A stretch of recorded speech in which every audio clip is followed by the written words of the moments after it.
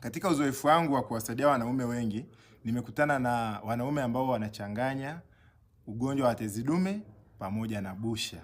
Kuna utofauti mkubwa kati ya tezi dume pamoja na busha. Tezi dume tunasema hiki ni kiungo kidogo ambacho kiko kwenye mfumo wa uzazi wa mwanaume, hakiwezi kuonekana kwa macho. Inakuwaje ugonjwa? Kadri mwanaume anavyokuwa, tezi hii inakuwa na kuziba mrija wa mkojo ama urethra. Kwa hiyo ikishavimba, basi hapo tunasema ni ugonjwa wa tezi dume. Inaambatana na dalili za kukojoa mara kwa mara, maumivu wakati wa kukojoa. Lakini busha tunasema ni sehemu ya utumbo inadumbukia kwenye korodani na kusababisha maji kujaa kwenye korodani.